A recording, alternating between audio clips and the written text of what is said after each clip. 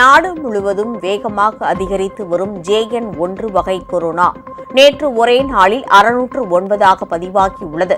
கேரளாவில் பரவத் தொடங்கிய இந்த வகை தொற்று தற்போது 12 மாநிலங்களில் பதிவாகி இருப்பதாகவும், கர்நாடக மாநிலத்தில் நேற்று மட்டும் 175 பேருக்கு JN1 வகை பாதிப்பு ஏற்பட்டிருப்பதாகவும் தெரியவந்துள்ளது. நாடு முழுவதும் தொற்றால் 6 பேர் உயிரிழந்திருப்பதாகவும் சுகாதாரத்துறை அமைச்சகம் தெரிவித்துள்ளது.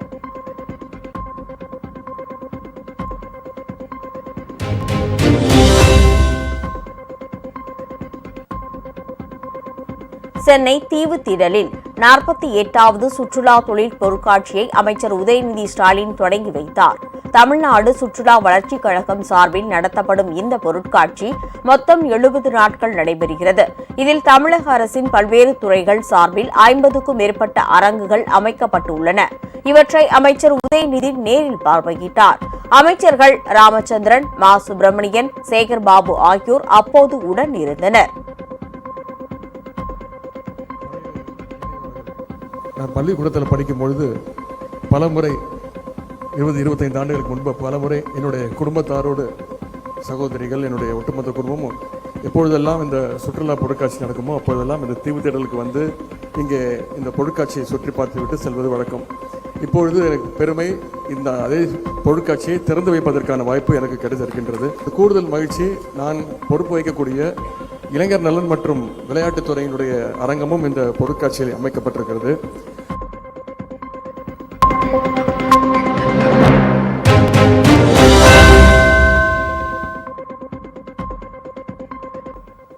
தமிழகத்தின் பல்வேறு பள்ளி, கல்லூரிகள் மற்றும் அரசு அலுவலகங்களில் பொங்கல் விழா கொண்டாடப்பட்டது. திருச்செங்கோடு விவேகானந்தா கல்வி நிறுவன வளாகத்தில் 7000த்திற்கும் மேற்பட்ட கல்லூரி மாணவிகள் சமத்துவ பொங்கல் வைத்து கொண்டாடினர். ஆட்டம் பாட்டத்துடன் நடைபெற்ற பொங்கல் விழாவில் கல்லூரி முதல்வர், பேராசிரியர்கள் என பலர் கலந்து கொண்டனர்.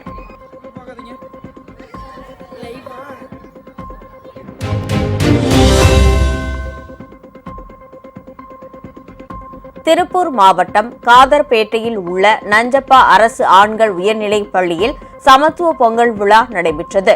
விழாவில் பவளக்கொடி கும்மி குழுவினர் சார்பில் கும்மி ஆட்டம் நடைபெற்றது.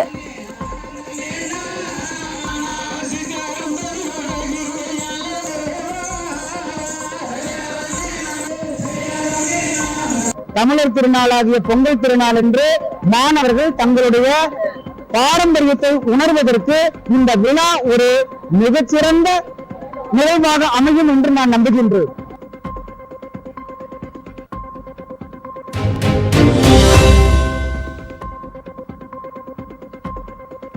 தாராபுரம் திருப்பூர் சாலையில் தனியார் கலை மற்றும் அறிவியல் நடைபெற்றதாக பொங்கல் விழாவில் மாணவிகள் பாரம்பரிய உடை அணிந்து பொங்கலிட்டு வாழ்த்து தெரிவித்தனர்.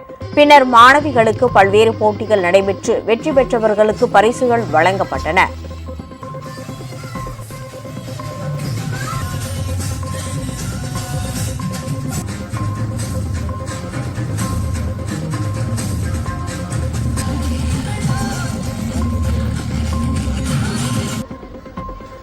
உழவர்களுக்கு நன்றி சொல்ற விதமா நாங்கள் கொண்டாடணும். அனைவரும் இது வந்து சாதி மதம் பாகுபாடு இல்லாம எல்லாரும் சேர்ந்து சமத்துவ பொங்கலா கொண்டாடுறோம். அனைவருக்கும் இனிய பொங்கல் நல்வாழ்த்துக்கள்.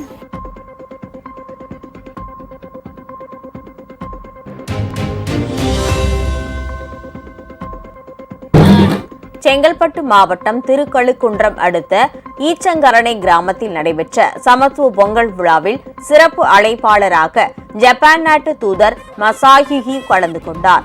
தமிழர்களின் பாரம்பரிய உடையான வேட்டி, சட்டை அணிந்து வந்த அவரை பாரம்பரிய இசை வாத்தியங்களுடன் அப்பகுதி மக்கள் வரவேற்றனர். பின்னர் அவரை மாட்டு வண்டியில் ஏற்றி ஊர்வலமாக அழைத்து வந்தனர்.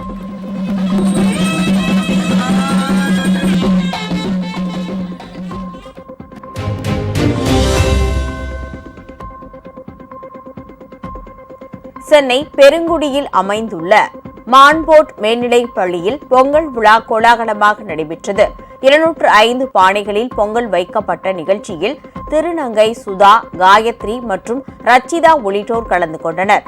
சமத்துவ பொங்கலாக கொண்டாடப்பட்ட இவ்விழாவில் 1000த்திற்கும் மேற்பட்டோர் பங்கேற்றனர்.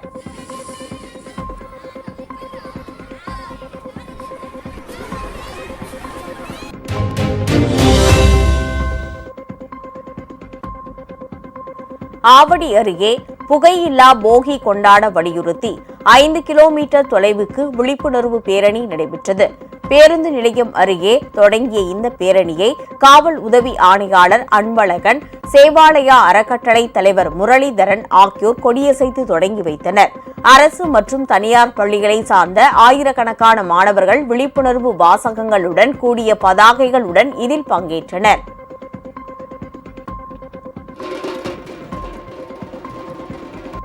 காலத்தில் ஒரு சில வாரங்களுக்கு முன்னாடி தமிழ்நாடு ஒரு கோர தாண்டவத்தை அனுபவித்தது.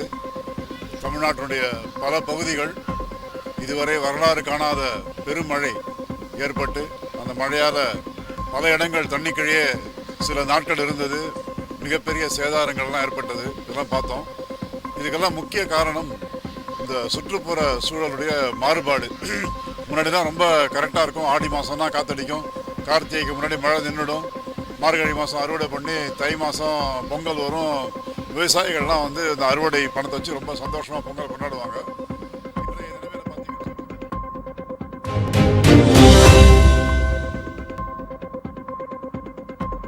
சென்னை புறநகர் பகுதியான திருமுல்லைவாயில் எட்டியம்மன் நகரில் அமைந்துள்ள அரசு உயர்நிலைப் பள்ளியில் 18 ஆண்டுகளுக்கு பிறகு ஆண்டு விழா நடைபெற்றது. இதில் சிறப்பு அழைப்பாளராக முன்னாள் அமைச்சர் நாசர் கலந்து கொண்டு போட்டியில் வெற்றி பெற்ற மாணவர்களுக்கு பரிசு வழங்கி பாராட்டினார். தொடர்ந்து நடைபெற்ற மாணவர்களின் கலை நிகழ்ச்சி பார்வையாளர்களை வெகுவாக கவர்ந்திருந்தது. சொல்ல மாட்டீர்கள்.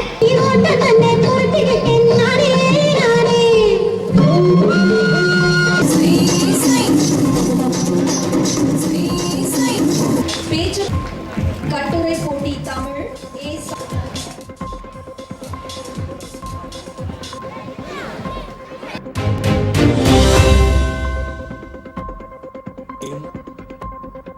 மழை வெள்ளத்தால் சேதமடைந்த நீர்த்தேக்கங்களை சரி செய்ய நீர்வளத்துறைக்கு மட்டும் 2000 கோடி ரூபாய் தேவைப்படுவதாக அமைச்சர் துரைமுருகன் தெரிவித்துள்ளார். வேலூரில் மாவட்ட செயலாளர் நந்தகுமார் தலைமையில் நடைபெற்ற திமுக மாவட்ட செயற்குழு கூட்டத்தில் கலந்து கொண்ட அமைச்சர் துரைமுருகன் பின்னர் செய்தியாளர்களிடம் இதனை தெரிவித்தார். மழை வெள்ளத்தால் தமிழகத்தில் 720 இடங்களில் நீர்த்தேக்கங்கள் சேதமடைந்துள்ளதாகவும் அவர் குறிப்பிட்டார்.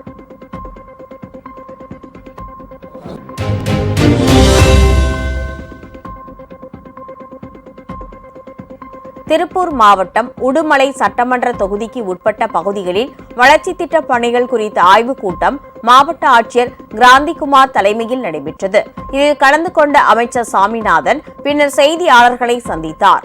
அப்போது கோவை, திருப்பூர் மாவட்டங்களில் குடிநீர் பிரச்சினைகளுக்கு தீர்வு காண பல்வேறு திட்டங்கள் செயல்படுத்தப்படுவதாக கூறினார்.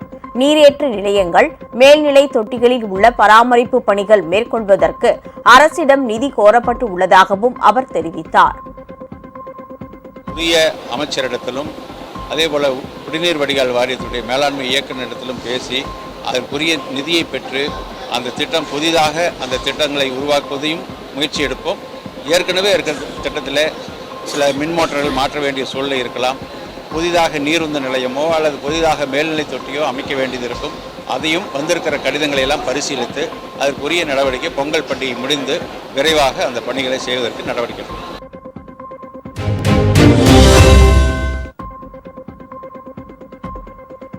ராஜபாளையம் பகுதியில் பாதாள சாக்கடை அடைப்பு சரி செய்யும் பணியில் ஈடுபட்டிருந்த 2 இன்ஜினியர்கள் விஷவாயு தாக்கி உயிரிழந்தனர். பெரம்பலூரை சேர்ந்த கோவிந்தராஜ், திருவண்ணாமலையை சேர்ந்த ஜான் பீட்டர் ஆகிய இருவரும் ராஜபாளையம் மலையடிப்பட்டி ரயில் நிலையம் பின்புறம் பாதாள சாக்கடையை சுத்தம் செய்யும் பணியில் ஈடுபட்டு இருந்தனர். அப்போது விஷவாயு தாக்கி 2 பேரும் உயிரிழந்தனர். தகவலறிந்து தீயணைப்பு துறையினர் 2 பேரின் உடல்களையும் கைப்பற்றி ராஜபாளையம் அரசு மருத்துவமனைக்கு உடற்கூறு ஆய்வுக்கு அனுப்பி வைத்தனர்.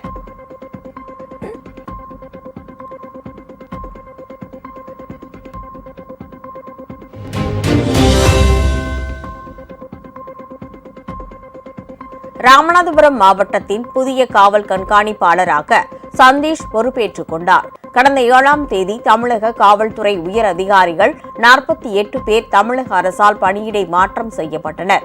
அதன்படி கோவை வடக்கு சட்ட ஒழுங்கு துணை ஆணையராக இருந்த சந்தீஷ் ராமநாதபுரம் மாவட்டத்திற்கு பணியிடை மாற்றம் செய்யப்பட்டார். இதையடுத்து அவர் ராமநாதபுரம் மாவட்ட கண்காணிப்பாளர் அலுவலகத்தில் புதிய காவல்துறை கண்காணிப்பாளராக சந்தீஷ் பொறுப்பேற்றுக் கொண்டார். அப்போது செய்தியாளர்களை சந்தித்த அவர் கடல் வழியாக போதைப் பொருள், தங்கம் கடத்துவதை தடுக்க நடவடிக்கை மேற்கொள்ளப்படும் என உறுதியளித்தார்.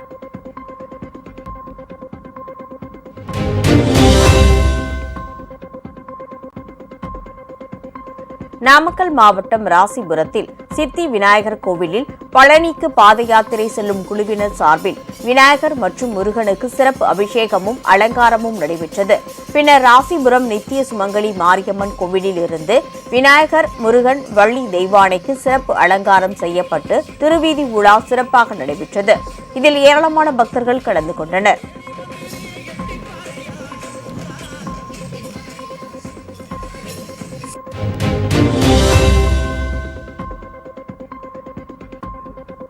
நெல்லையில் பேரூராட்சி செயல் அலுவலர் மற்றும் பேரூராட்சி தலைவர் பணம் மோசடி செய்ததாக கவுன்சிலர் ஒருவர் மாவட்ட ஆட்சியர் அலுவலகத்தில் புகார் அளித்தார்.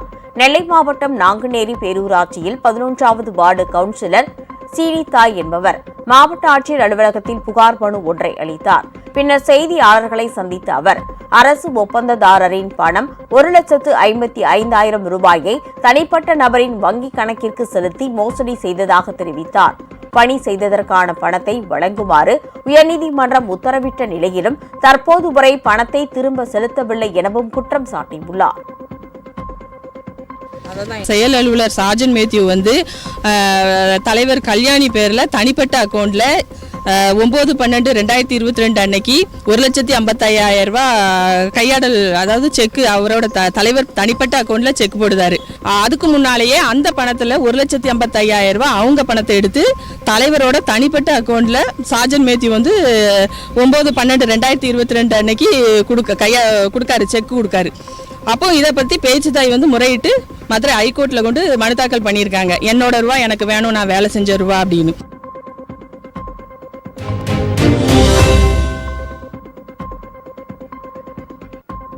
கொரோனா தொற்று பாதிப்பு குறைவு காரணமாக வடகொரியாவில் ரஷ்யாவை சேர்ந்த சுற்றுலா பயணிகளுக்கு அனுமதி அளிக்கப்பட்டுள்ளது. கடந்த 2019ஆம் ஆண்டு சீனாவில் உருவான கொரோனா தொற்று உலகம் முழுவதும் பரவியதை அடுத்து ஒவ்வொரு நாடுகளும் பல்வேறு கட்டுப்பாடுகளை அமல்படுத்தின. இதேபோல் வடகொரியாவும் தனது நாட்டின் எல்லைகளை கடந்த 2020ஆம் ஆண்டு மூடியது. இதனால் சுற்றுலாத்துறை மூலம் கிடைக்கும் வருவாய் வெகுவாக பாதிக்கப்பட்டது. தற்போது கொரோனா பாதிப்பு குறைந்து இயல்பு நிலை திரும்புவதால் சர்வதேச அளவில் கட்டுப்பாடுகள் தளர்த்தப்பட்டு வருகின்றன. அந்த வகையில் வடகொரியாவும் வெளிநாட்டு சுற்றுலா பயணிகளை அனுமதிக்க முடிவு செய்தது. அதன்படி தனது நட்பு நாடான ரஷ்யாவுக்கு முதலில் அனுமதி வழங்கப்பட்டுள்ளதாக தகவல் வெளியாகியுள்ளது.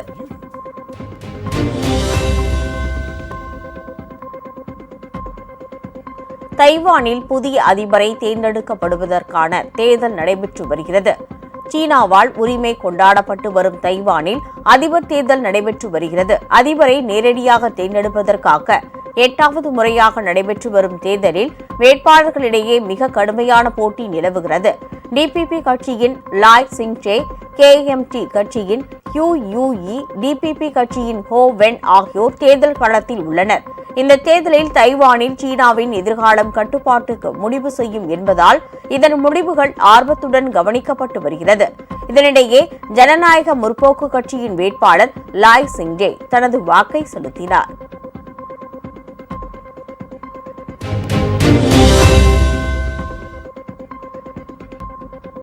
இங்கிலாந்துக்கு எதிரான முதல் 2 டெஸ்ட் போட்டிக்கான இந்திய அணி அறிவிக்கப்பட்டுள்ளது. இந்தியாவில் சுற்றுப்பயணம் மேற்கொள்ளும் இங்கிலாந்து அணி 5 போட்டிகள் கொண்ட டெஸ்ட் தொடரில் விளையாட உள்ளது. முதல் போட்டி ஜனவரி 25ஆம் தேதி ஹைதராபாத்திலும், 2வது போட்டி பிப்ரவரி 2ஆம் தேதி விசாகப்பட்டினத்திலும் நடைபெற உள்ளது. இந்த நிலையில் முதல் 2 போட்டிகளுக்கான இந்திய அணி அறிவிக்கப்பட்டுள்ளது. ரோஹித் சர்மா தலைமையிலான இந்திய அணியில் இளம் வீரர் ஜுரோவுக்கு வாய்ப்பு அளிக்கப்பட்டுள்ளது. விராட் கோலி, பும்ரா, சும்பன் கில், ஜெய்ஸ்வால், அஸ்வின், ஜடேஜா உள்ளிட்டோரும் அணியில் இடம்பெற்றுள்ளனர். உங்கள் ராஜ் நியூஸ் தொலைக்காட்சியில் திங்கள் முதல் வெள்ளி வரை தினம்தோறும் பிற்பகல் 2 மணிக்கு உங்கள் பகுதியில் உள்ள குறைகளை நேரலையில் தெரிவிக்கும் புகார் பெட்டி நிகழ்ச்சி. பங்கு பெறுங்கள், பயனடையுங்கள், காணத் தவறாதீர்கள்.